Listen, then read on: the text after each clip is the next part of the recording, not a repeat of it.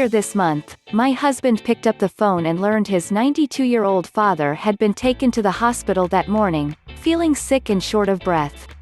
We were nearly 2,000 miles away, on a vacation in the mountains of southern Colorado. No, it wasn't COVID-19. My father-in-law, Mel, who has diabetes, high blood pressure and kidney disease, was suffering from fluid buildup in his legs and around his lungs and excruciating knee pain. Intravenous medications and steroid injections were administered, and he responded well.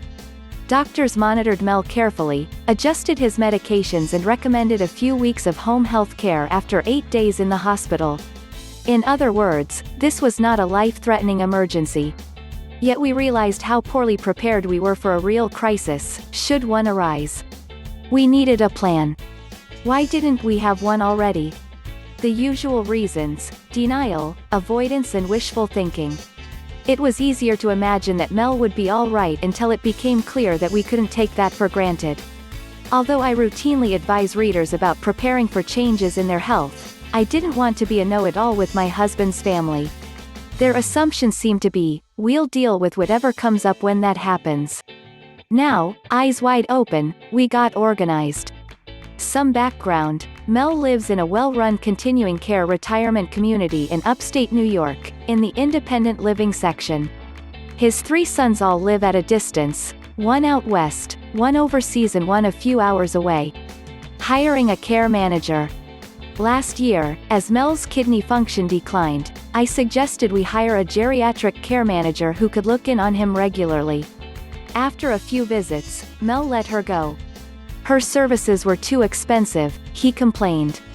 In truth, we understood, he didn't want someone interfering in his affairs.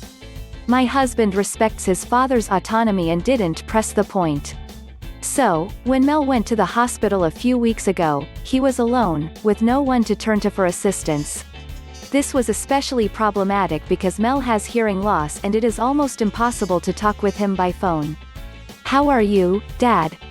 My husband yelled on twice-a-day calls to check on his father in the hospital. "What?" Mel replied querulously. This was repeated a few times, with mounting frustration and no useful information exchanged.